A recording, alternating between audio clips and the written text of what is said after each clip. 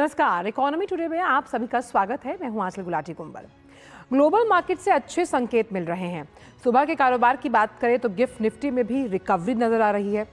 70 अंकों के आसपास उससे ऊपर चल रहा है। अमेरिकी वायदा बाजारों की अगर बात की जाए तो हरे निशान में कारोबार करते हुए नजर आ रहे हैं और इस तेज बिकवाली की अगर बात की जाए तो FIIs लगातार छठे दिन भी मुनाफा वसूली उन पर हावी नजर आई। कल कैश में 7,000 करोड़ रुपए के शेयर्स बेचे गए। इन सभी खबरों पर करेंगे बात और क्या जो घरेलू बाजार है वो रिकवर हो पाएंगे, जिस तरह की करेक्शन चल रही है उस पर भी करेंगे बात। लेकिन निगाह सबसे पहले टॉप लाइंस की तरफ।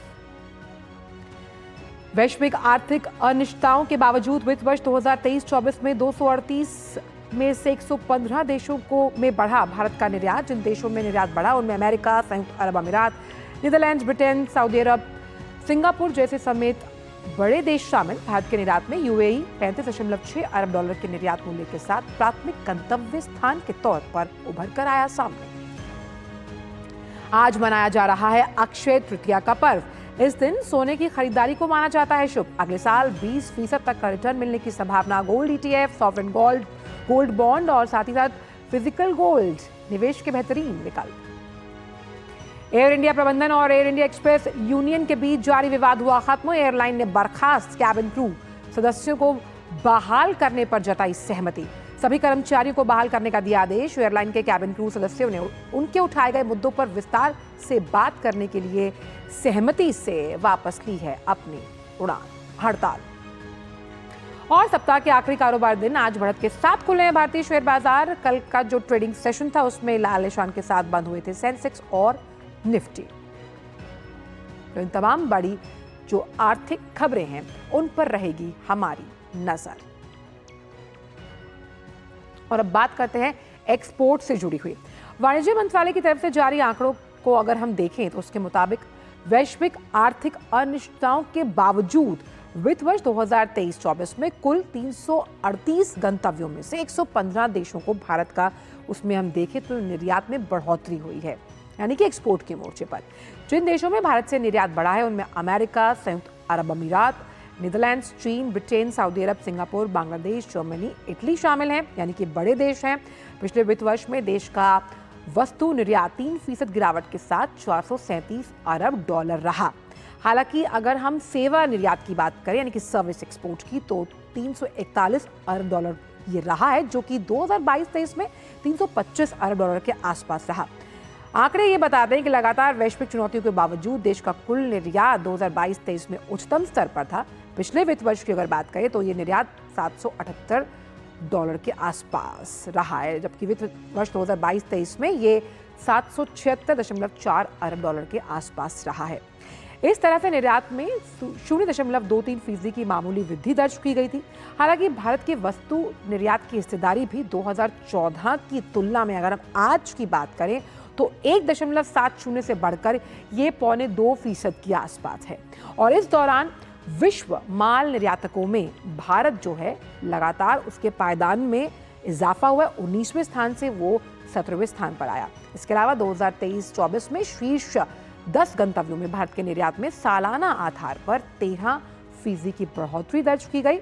भारत के निर्यात की अगर बात की जाए तो जैसे कि हमने आपको बताया कि UAE वो देश है जहां पर निर्यात मूल्य के साथ ये प्राथमिक गंतव्य स्थान पर बना हुआ है। अब किसी भी देश का जब एक्सपोर्ट बढ़ता है वो कहीं ना कहीं कैसे आपकी आत्मनिर्भरता के उस पथ को और मजबूत सशक्त करता है, ये उसी का परिचायक है। तो लगातार भारत का जो एक्सपोर्ट है वो बढ़ रहा है और इंपोर्ट्स में लगातार कमी आती हुई। और आइए रुक करते तमाम जो फाइनेंशियल मार्केट्स हैं उनकी तरफ। सबसे पहले निगाह डालते हैं गिफ्ट निफ्टी क्या कह रहा है। देखिए, गिफ्ट निफ्टी में सुबह 70 अंकों की बढ़त के साथ शुरुआत हुई थी। मामूली करेक्शन 22,086 का लेवल, 42 अंकों का दबाव गिफ्ट निफ्टी की तरफ से। सेंसेक्स का ओपनिंग अच्छा हुआ है, 72,475। कंपनी अर्निंग्स जो हैं वो लगातार नतीजे पेश हो रहे हैं। आज भी आयशर, सिप्ला अहम दिग्गज कंपनियां, ब्लू चिप कंपनियां जिनके नतीजे आने वाले हैं। निफ्टी का ओपनिंग देख लेते हैं, 21,990 का लेवल, 33 अंकों की बढ़त के साथ। तमाम वो स्टॉक्स जो मार्केट को सपोर्ट कर रहे हैं, जहां पर टॉप गेनर्स के चार्ट पर अगर हम नजर डालते हैं कि तमाम वो कौन से स्टॉक्स हैं जो मार्केट को सपोर्ट करते हुए, देखिए BPCL कल नतीजों के बल पर आप देखिए कि एक बोनस शेयर का भी ऐलान किया कंपनी ने 4.25% की बढ़त के साथ। एनटीपीसी, बजाज ऑटो, आईटीसी और एक्सिस बैंक यानी 2 पेट्रोलियम की जो बड़ी कंपनियां हैं वो बाजार को सपोर्ट करती है। लेकिन ब्लू चिप कंपनी जब हम बात करते हैं आईटी क्षेत्र की, इन्फोसिस 2.25% की गिरावट के साथ, एलटीआईएम, टीसीएस, एचसीएल टेक। देखिए 3 ऐसी कंपनीज जो कि ब्लू चिप है, करेक्शन है, खरीदने का मौका है। वहीं बात की जाए ब्रिटानिया, एफएमसीजी का लीडिंग काउंटर लेकिन दबाव के साथ। कच्चे तेल में एक राउंड अबाउट देखते हुए अगर हम देखें तो 84 बैरल के आसपास, डॉलर प्रति बैरल के आसपास कारोबार करता हुआ नजर आ रहा है। हालांकि जो इंटरनेशनल फैक्टर्स हैं उस लिहाज से एक रेंज बाउंड मार्केट में नजर आ रहा है जब हम ब्रेंट क्रूड का जिक्र करते हैं। तो अब यूएस मार्केट का एक अपडेट, जो फ्यूचर्स हैं देखिए सब हरे निशान में, S&P 500, नैस्डैक, क्योंकि जो बेरोजगारी दर के आंकड़े आए हैं वो कम है उम्मीद से, उसी की वजह से सपोर्ट मिलता हुआ नजर आ रहा है अमेरिकी शेयर बाजार को। इसी के कदम ताल पर नाचते हुए तमाम एशियन बाजार, जापानी बेंचमार्क निकाई, हैंगसेंग, कॉस्पी सभी में बढ़त। यानी कि ग्लोबल बाजारों की बात करें तो आज तो जो भारतीय शेयर बाजार है वो उनका जो ओपनिंग है वो भी हरे निशान के साथ। तो अभी चौतरफा हरियाली ही नजर आ रही है जब हम तमाम फाइनेंशियल मार्केट्स का जिक्र करते हैं। तो फाइनेंशियल मार्केट्स के बाद वक्त एक छोटी सी ब्रेक का है, लेकिन ब्रेक के उस पार आकर जानेंगे आज का फोकस किससे जुड़ा हुआ है। आप ये जानने के लिए जुड़े रहिए इकोनॉमी टुडे के साथ।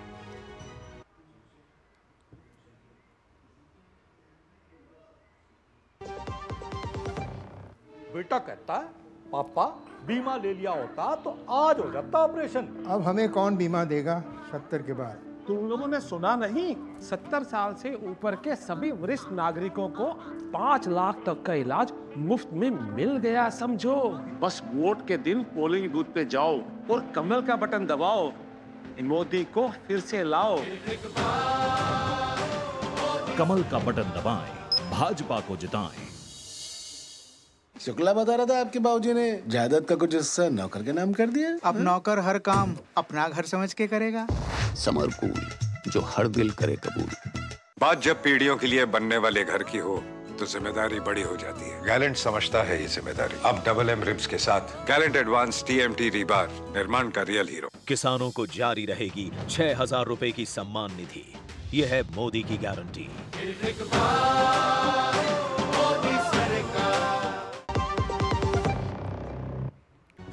ब्रेक के बाद सभी का स्वागत है इकोनॉमी टुडे में, और अब रुख करते हैं आज के फोकस की तरफ।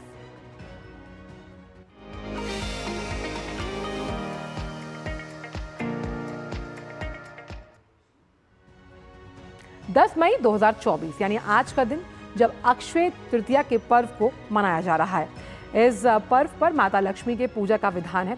अक्षय तृतीया के मौके पर अमूल्य चीजें खरीदना शुभ माना जाता है। ऐसे में देश भर में अक्षय तृतीया के दिन सोने की खरीदारी की जाती है, जिसमें डिजिटल गोल्ड ज्वेलरी के साथ साथ आप मान सकते हैं सॉवरेन गोल्ड बॉन्ड और गोल्ड ETF भी हैं। तो आइए समझते हैं कि आखिरकार सोना अगर हम आज खरीदते हैं तो क्यों 20% के रिटर्न के साथ मिलेगा हमें वापस अगले साल। जानते हैं इस रिपोर्ट के जरिए। आज अक्षय तृतीया का त्योहार है। इस दिन सोने में निवेश को बेहद शुभ माना जाता है। अक्षय तृतीया का भारत में सांस्कृतिक और धार्मिक महत्व है और इस दिन से समृद्धि की शुरुआत होती है। बीते कई वर्षों में अक्षय तृतीया के मौके पर सोने में निवेश करने वालों को जोरदार मुनाफा हुआ है।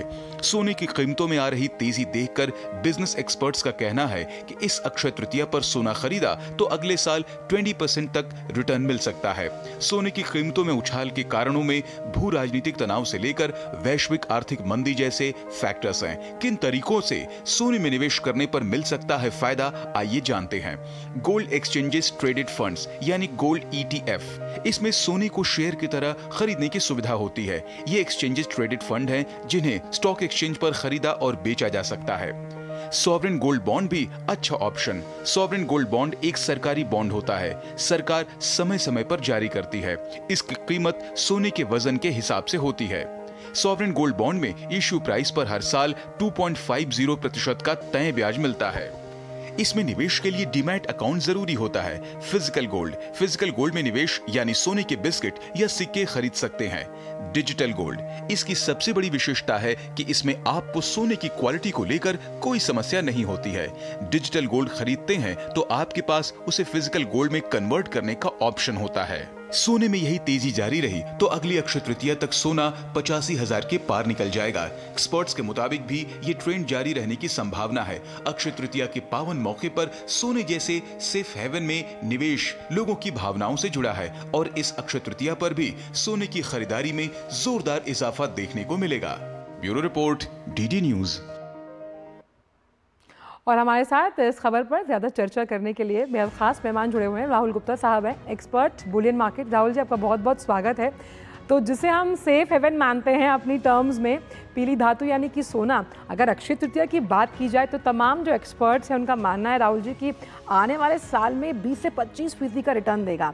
आपके लिहाज से सही मौका निवेश का, और वो भी आज के इस शुभ दिन?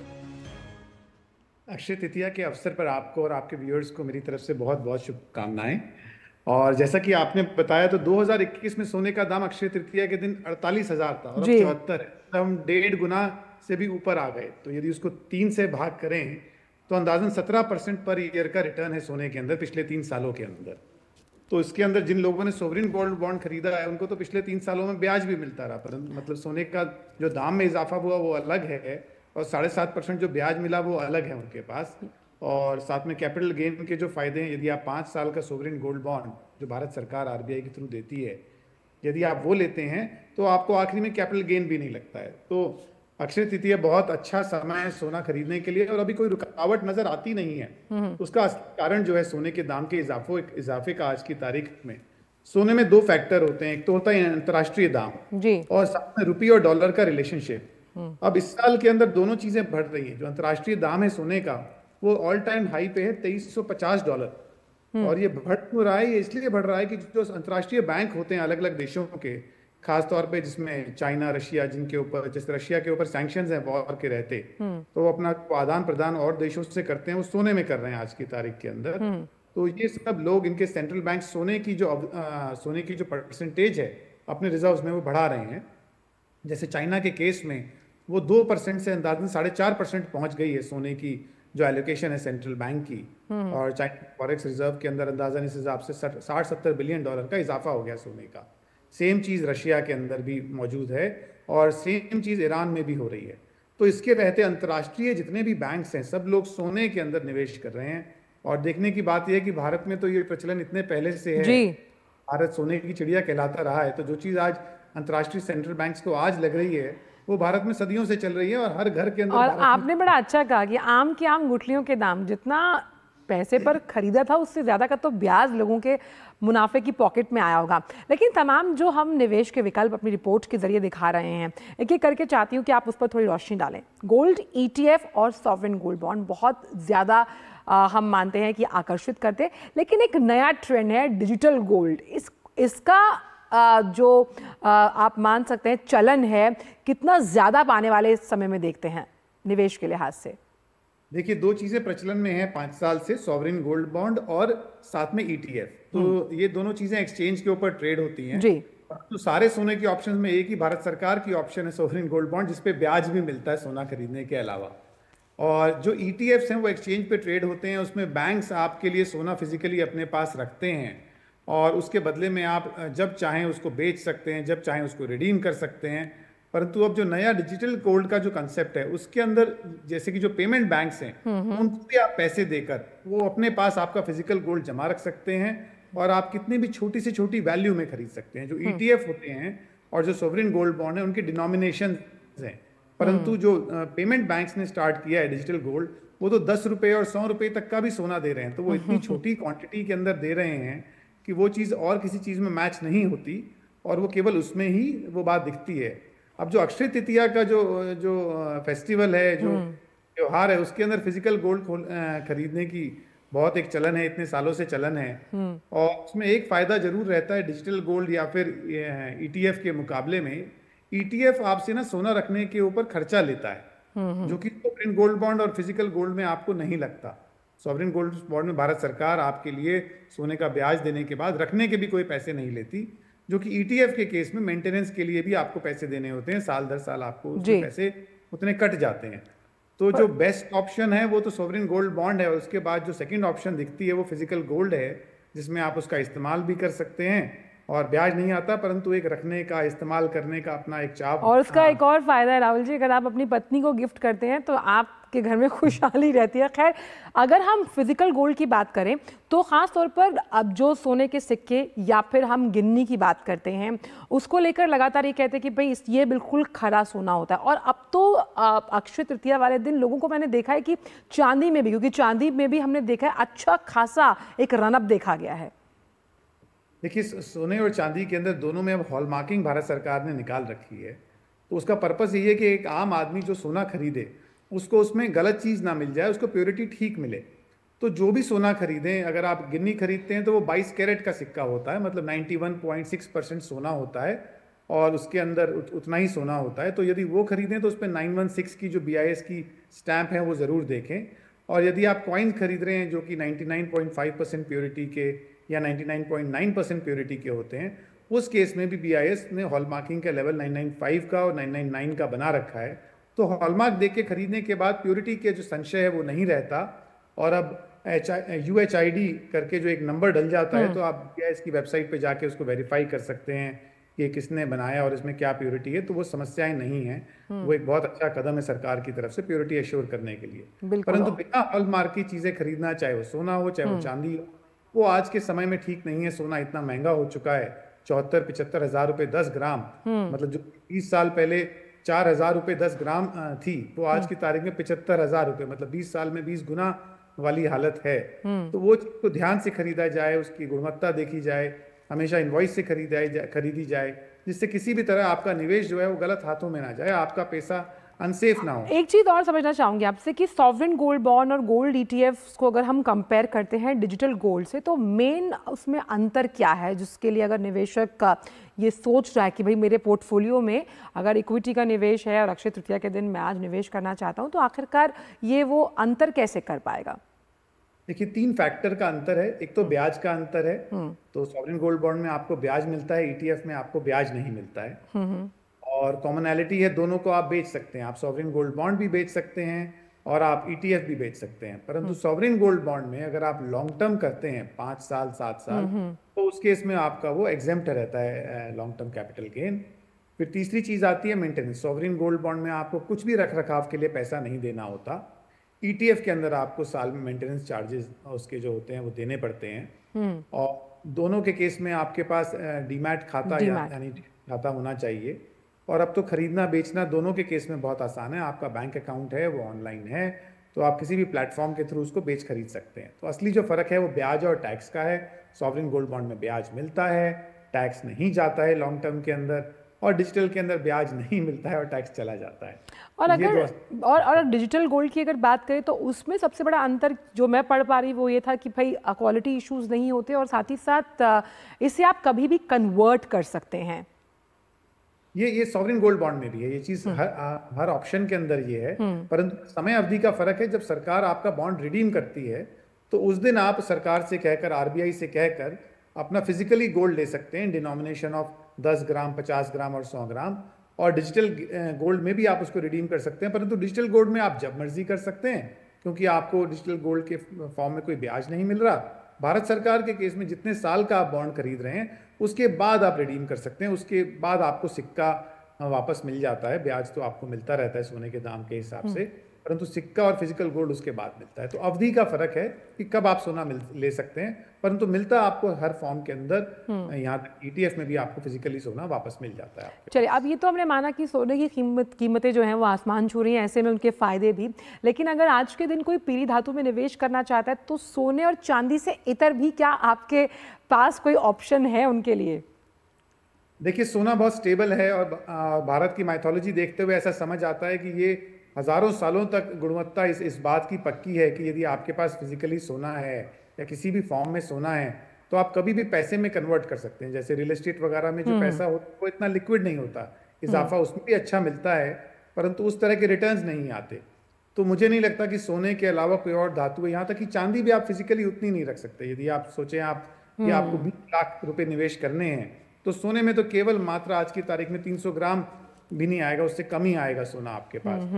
कोई चीज़ आप यदि चांदी में खरीदें तो वो फिर आपको फिजिकली रखना और उसको मूव करना भी भारी है। तो ऐसा लगता है कि ओवर द पीरियड और हज़ारों सालों में लोगों ने समझा छोटी सी चीज़ के अंदर काफ़ी पैसे आ जाते हैं, और किसी भी तरह की आपदा में, किसी भी तरह के समय में आप उसको आराम से कैरी कर सकते हो। और मुझे लगता है ज्वेलरी का भी ट्रेंड ऐसे ही आया। लोगों ने वो अपने पास रखना, एक अलमारी में रखना एक दूर की बात हो गई, अपने पास ही पहनना चालू कर दिया कि आपके पास एटलीस्ट वैल्यू हर समय आपके पास है, आप उसको कैसे कर सकते हैं। बिल्कुल, और इसीलिए हम कहते हैं सोने पे सुहागा यही है कि आप अपने निवेश के पोर्टफोलियो में चाहे कम हिस्सों में लेकिन शामिल ज़रूर करें। और आज का दिन तो बेहद शुभ है। बहुत बहुत शुक्रिया राहुल जी इस चर्चा में शामिल होने के लिए और डीडी न्यूज़ के इस मंच के माध्यम से अपने विचार साझा करने के लिए। और फिलहाल इकोनॉमी टूर में वक्त एक छोटे से ब्रेक का है।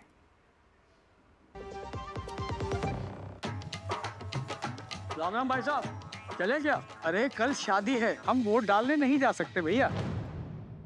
बाबा, एक वोट दिए थे, किसान सम्मान का पैसा आ रहा है ना सीधा खाते में, जो हमारे लिए दिन रात दौड़ती हैं। आप उनके लिए तो कदम नहीं चल सकते। सयानी हो गई है, देखो। बातें बाद में, अभी आप जाओ। ठीक है। कमल का बटन दबाएं, भाजपा को जिताएं। बात जब पीढ़ियों के लिए बनने वाले घर की हो तो जिम्मेदारी बड़ी हो जाती है। गैलेंट समझता है ये जिम्मेदारी। अब डबल एम रिब्स के साथ गैलेंट एडवांस TMT रीबार, निर्माण का रियल हीरो। तुम्हें पता है इन्वेस्टर्स के लिए एक इन्वेस्टर प्रोटेक्शन फंड होता है IPF, लेकिन अगर तुम्हारा ट्रेड एक्सचेंज पर एग्जीक्यूट नहीं हुआ या फिर कोई गारंटीड रिटर्न्स वाली स्कीम है तो ये IPF आपकी मदद नहीं कर सकता है। और अगर आपका ब्रोकर ही डिफॉल्टर बन जाए तो फिर IPF आपको कॉम्पेंसेशन दिला सकता है। कहाँ से सीखा? NSE की साइट पर। समझ कर इन्वेस्ट कर। तेरी होने वाली मदर इन लॉ कुछ ज्यादा ही ट्रेडिशनल है। ट्रेडिशनल लोग ज्यादा इमोशनल होते हैं। तो भाई साहब, अब कोई किसी की लाइफ में आग नहीं लगा पाएगा। समर कूल, जो हर दिल करे कबूल। 3 करोड़ बहनों को लखपति दीदी बनाएंगे, ये है मोदी की गारंटी।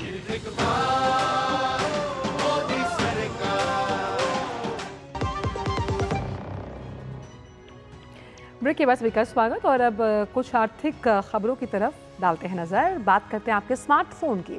बदलते वक्त के साथ पुराने साधारण फोन की जगह स्मार्टफोन की तरफ लोगों का रुझान लगातार बढ़ता जा रहा है और आज हर आम शख्स के पास स्मार्टफोन देखने को मिलता है।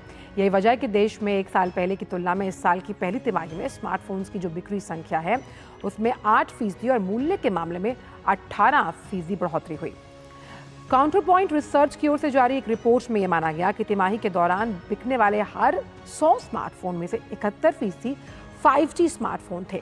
देश के समग्र स्मार्टफोन बाजार में प्रीमियम सेगमेंट की हिस्सेदारी अब तक के अपने उच्चतम स्तर 20% पर पहुंच गई। वरिष्ठ अनुसंधान विश्लेषक शिल्पी जैन के भी मुताबिक भारत का स्मार्टफोन बाजार पहली तिमाही में अपने उच्चतम मूल्य पर पहुंचा है क्योंकि लोग प्रीमियम फोन खरीदना पसंद करते हैं। इसकी वजह से स्मार्टफोन बाजार में रेवेन्यू में भी बढ़ोतरी हुई। मध्य स्तर के उपभोक्ताओं में से 1/3 से ज्यादा प्रीमियम सेगमेंट में अपग्रेड करने के लिए लोग इच्छुक हैं और इस ट्रेंड की वजह है किफायती फाइनेंसिंग योजना, यानी कि आप कम ब्याज दर पर फोन बदल सकते हैं और ट्रेड इन के लिए भी बेहतर मूल्य योजना इसमें शामिल है। साथ ही आर्टिफिशियल इंटेलिजेंस की हम बात करें, गेमिंग और इमेज को इन्हांस करने के जो तमाम टॉप फीचर्स हैं उस वजह से भी स्मार्टफोन्स की तरफ लगातार युवाओं का जो रुझान है वो बढ़ता जा रहा है। और अब बात आत्मनिर्भर भारत की, जिसकी मजबूती को बढ़ाते हुए भारतीय सेना अगले साल तक गोला बारूद का जो आयात है उसे बंद करने की योजना बना रही है। जी हाँ, ऐसा इसलिए क्योंकि घरेलू उद्योगों ने फोर्सेस की गोला बारूद से जुड़ी सभी जो मांगे हैं उसे पूरा करने के लिए अपनी उत्पादन क्षमता में बढ़ोतरी की है। सेना वैश्विक बाजार का एक बड़ा हिस्सा हासिल करने के लिए भी तैयार है। भारतीय सेना कुछ साल पहले तक सालाना जरूरतों को पूरा करने के लिए एक्सपोर्ट पर ज्यादा निर्भर थी, लेकिन अब सेना ने स्वदेशी सोर्स भी ढूंढे हैं। सेना ने इस्तेमाल किए जाने वाले 175 प्रकार के गोला बारूद में से करीब 150 से ज़्यादा के लिए स्वदेशी सोर्स ढूंढे हैं, जिसकी वजह से आयात बंद करना आसान हो पाएगा। सेना के इस कदम का लक्ष्य यही है कि आने वाले 2025-26 तक हथियारों के एक्सपोर्ट को पूरी तरह से बंद किया जा सके। भारतीय सेना के ADG major general VK Sharma ने जानकारी देते हुए बताया कि अगले वित्त वर्ष में सेना गोला बारूद का आयात नहीं करेगी और ये भी कहा कि भारतीय सेना वर्तमान में सालाना 6,000 से 8,000 करोड़ रुपए का गोला बारूद खरीद रही है, लेकिन अब इसकी आपूर्ति स्वदेशी तरीके से की जाएगी। धीरे धीरे गोला बारूद के आयात पर रोक लगाई जाएगी। Under the guidance of Government of India, Indian Army launched an initiative for indigenizing their ammunition. We started with the vision that in the next couple of years, we'll have zero import of ammunition. It was a tall vision. Tall vision because in 60, 70 years before that, we were always dependent on imports for meeting our critical ammunition requirements. And it is the active cooperation of all the stakeholders, Government of India, Ministry of Defence, ordnance factories, industry partners, that today I am so happy to convey that we are very close to realizing our vision of zero import. Next financial year, 25-26 onwards, we will not have any import of ammunition other than quantities where the economical order quantities are not available for small quantities, where it is not economical for the industry to get into that particular ammunition. और आइए अब नजर डालते हैं कारोबार जगत से जुड़ी कुछ खबरों पर, लेकिन अंदाजे बिहार रहेगा फटाफट और मुझे दीजिए इजाजत। नमस्कार।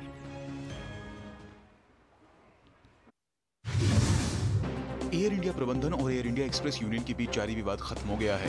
एयर इंडिया एक्सप्रेस उन सभी क्रू सदस्यों को बहाल करने पर राजी हो गया जिन्हें एयरलाइन ने अनुशासनात्मक कार्रवाई के तहत टर्मिनेशन लेटर भेजा था। वहीं कर्मचारियों ने भी अपनी हड़ताल खत्म कर दी है और काम पर वापस लौटने के लिए तैयार हो गए हैं। गौरतलब है कि एयरलाइन के कई केबिन क्रू सदस्यों ने बीमार होने की बात करते हुए अचानक काम पर आना बंद कर दिया था। इसके कारण करीब 100 उड़ानें रद्द हो गई थी। देश के सबसे बड़े सरकारी bank state bank of India ने मार्च तिमाही के नतीजे जारी किए हैं। बैंक ने बताया कि वित्त वर्ष 24 की जनवरी से मार्च तिमाही में मुनाफा 18% बढ़कर 21,384 करोड़ रुपए हो गया। वित्त वर्ष 2022-23 की चौथी तिमाही में यह करीब 18,094 करोड़ रुपए था। वहीं सालाना दर के हिसाब से बैंक का नेट प्रॉफिट 25% बढ़ गया है। तिमाही नतीजों के साथ बैंक ने शेयर धारकों के लिए डिविडेंड का ऐलान किया है। पंजाब नेशनल बैंक ने भी पिछले वित्त वर्ष की चौथी तिमाही के नतीजे जारी करते हुए बताया कि मार्च तिमाही में बैंक को तगड़ा मुनाफा हुआ है। पीएनबी का चौथी तिमाही में नेट प्रॉफिट 3,010 करोड़ रुपए हो गया। एक साल पहले इसी तिमाही में बैंक ने 1,159 करोड़ रुपए का नेट मुनाफा कमाया था। पीएनबी ने बताया कि इस तिमाही में बैंक की इनकम में सुधार के साथ बैंक लोन में भी गिरावट देखने को मिली है। भारतीय स्टेट बैंक 12,000 कर्मचारियों की भर्ती करने वाला है, जिन्हें आईटी सहित विभिन्न भूमिकाओं के लिए प्रशिक्षित किया जाएगा। बैंक के चेयरमैन दिनेश खारे ने जानकारी दी। देश के सबसे बड़े बैंक में वित्त वर्ष 2023-24 की समाप्ति पर 2,32,296 कर्मचारी थे, जो वित्त वर्ष 2022-23 के 2,35,858 कर्मचारियों की तुलना में कम है। इक्विटी म्यूचुअल फंडों ने अप्रैल में 18,917 करोड़ रुपए आकर्षित किए, जो पिछले महीने की तुलना में 16% कम है। Association of mutual funds in India के आंकड़ों के अनुसार यह इक्विटी फंडों में शुद्ध प्रवाह का लगातार 38वां महीना है। इसके अलावा एसआईपी का योगदान 20,000 करोड़ रुपए का आंकड़ा पार कर गया और पिछले महीने के 19,271 करोड़ रुपए की तुलना में अप्रैल में 20,371 करोड़ रुपए के सर्वकालिक उच्च स्तर पर पहुंच गया। मारुति सुजुकी इंडिया भारत में इलेक्ट्रिक हैचबैक कार लाने पर विचार कर रही है। कंपनी के प्रबंध निदेशक और मुख्य कार्य अधिकारी हिसाशी ताकुची ने जानकारी दी। उन्होंने कहा कि भारत में प्रीमियम हैचबैक की वार्षिक बिक्री 2030 तक 10 लाख से अधिक होने का अनुमान है, जो मौजूदा लगभग 7 लाख से अधिक है। हिसाशी ताकुची ने कहा कि कंपनी का लक्ष्य साल 2029-30 तक भारत में 6 ईवी पेश करने का है।